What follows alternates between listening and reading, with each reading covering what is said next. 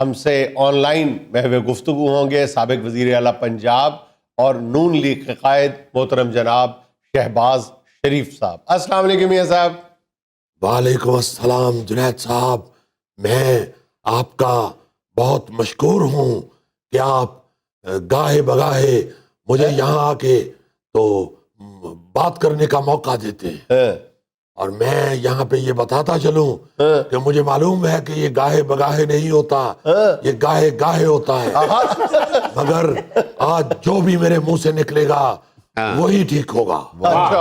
میں یہاں پہ اپنی پوری عوام کو اور یہاں پاکستان کے ہر شخص کو کہنا چاہتا ہوں کہ لنگوٹ کس لے، لنگوٹ کس لے۔ اگر پہلے کسی نے کسا بھی ہوا ہے تو اسے پہلے ڈھیلا کرے پھر کسے، چونکہ یہ جنید صاحب یہ وقت ہے لنگوٹ کسنے کا، حکومت کے خلاف لنگوٹ کسنے کا یہ وقت ہے۔ میاں صاحب میں تو 1 مہینے تو لنگوٹ کس کے بیٹھا ہوں۔ میں آپ کے اس جملے پہ بالکل یقین نہیں کروں گا، کیونکہ آپ کا تو لنگوٹ نہیں، آپ کا تو لنگوٹا ہے، لنگوٹا، اور وہ آپ خود کس ہی نہیں سکتے۔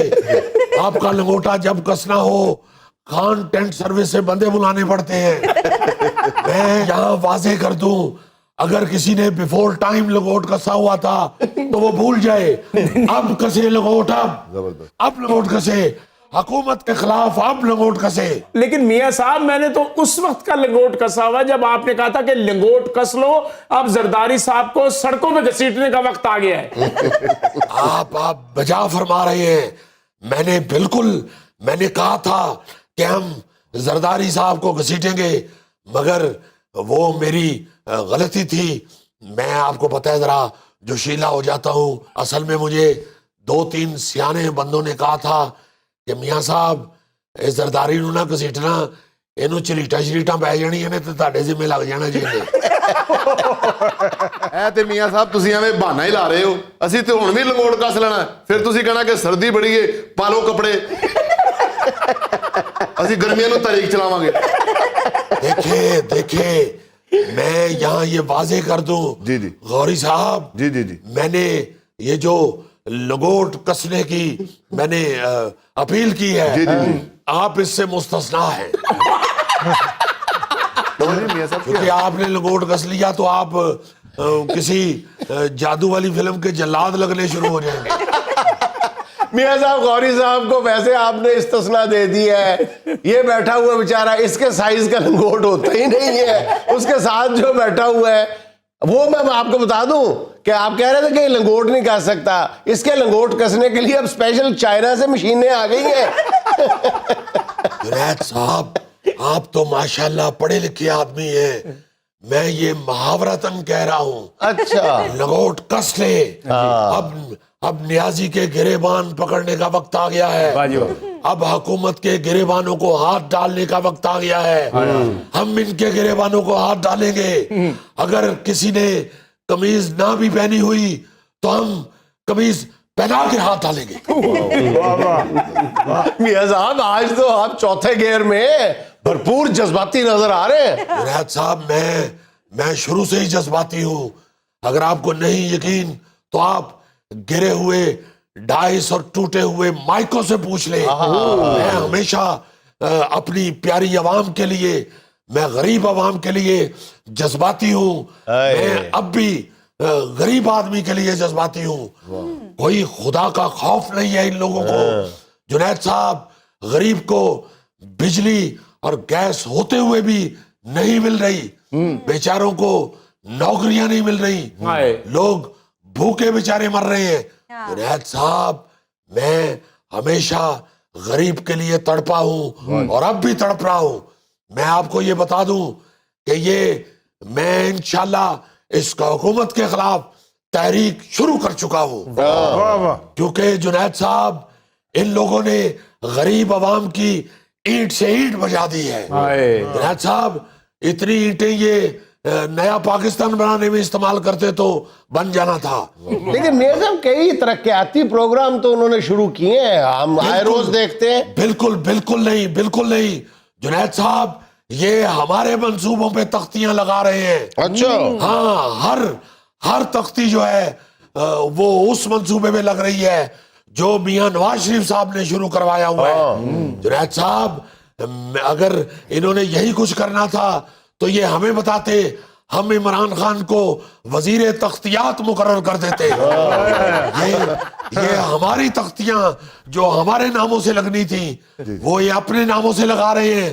میں نے 1-2 تختیاں دیکھی بھی ہیں, لکھا ہوا تھا میاں عمران خان شریف. یہ ہمارے منصوبوں میں اپنے منصوبے گھسیڑ رہے ہیں جنید صاحب, جو کہ انتہائی غیر فطری ہے. یہ بالکل ایسے ہی ہے کہ زلفی کے کھسے میں آپ کا گوگا اپنا پاؤں گھسیڑ رہا ہو.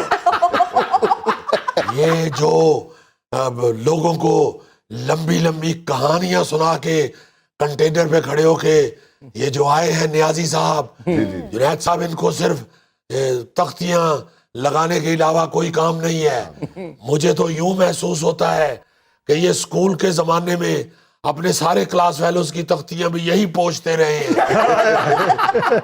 بلکہ جتنا ان کو تختی لگانے کا شوق ہے, جتنی یہ تختی سے محبت کرتے ہیں, میں یقین سے کہتا ہوں کہ یہ چھوٹے ہوتے گاچی بھی کھاتے رہے ہیں.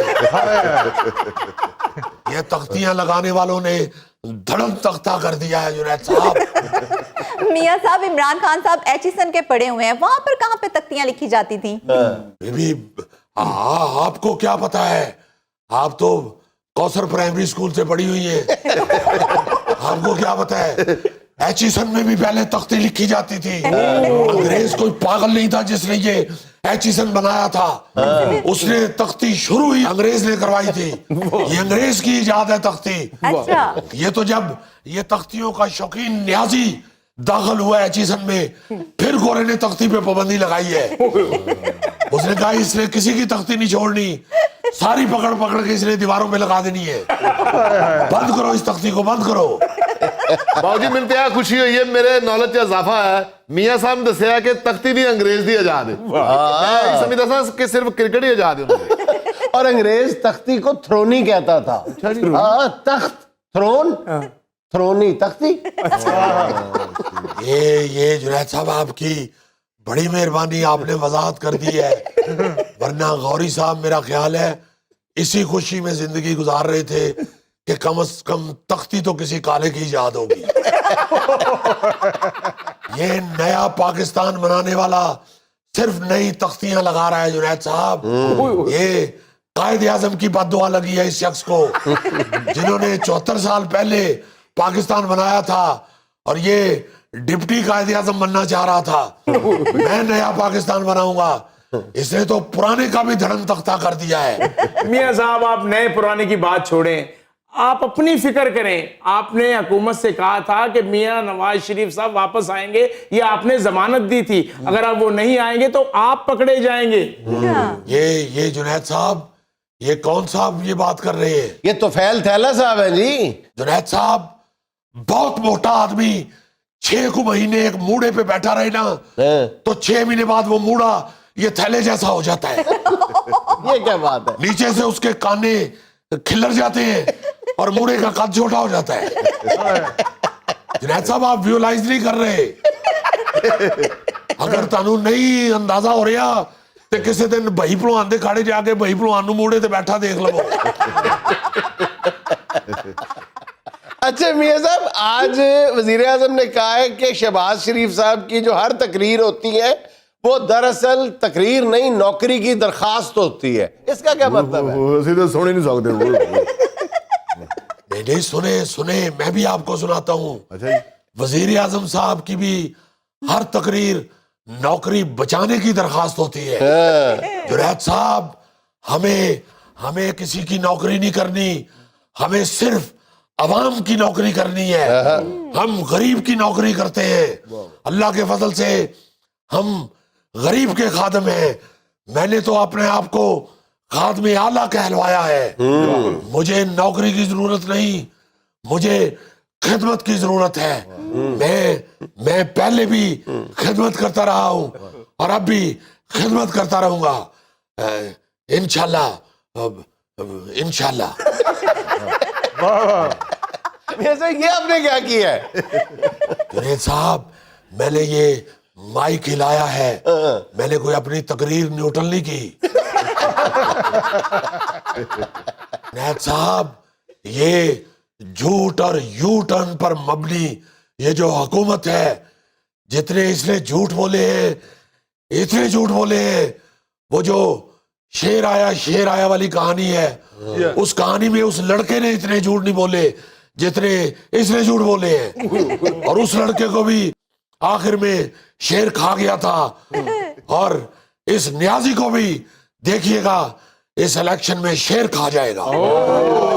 ये भुट्टो वो खाना शेर ने में पुटो विच कितों पा लिया ही। अच्छा मियां साहब, आपने फरमाया कि हम मिनी बजट का डट कर मुकाबला करेंगे, तो क्या आपका लाया अमल होगा उस इजलास में?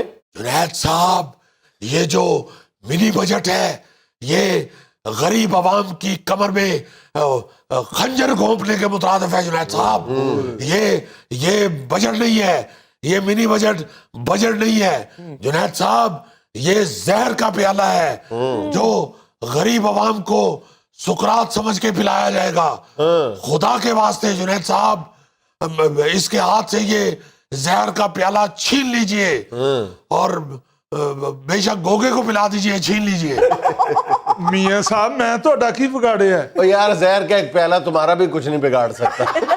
नहीं, मैं अल्लाह माफ करे गोगा जी, मैं आपसे मोहब्बत करता हूँ, मैं कोई आपसे दुश्मनी नहीं ले रहा।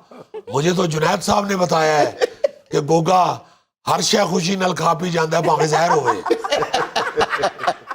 मियां साहब, मैंने अपने इन गुनाहगार कानों से खुद सुना है कि ये जहर का प्याला हाथ में पकड़ के न्यारी वाले से कह रहा था, "ए, थोड़ी सी तरी तो पाई।" उन्हें जुनैद साहब नाल ही नहीं किया कि नान चाहिए कि नहीं।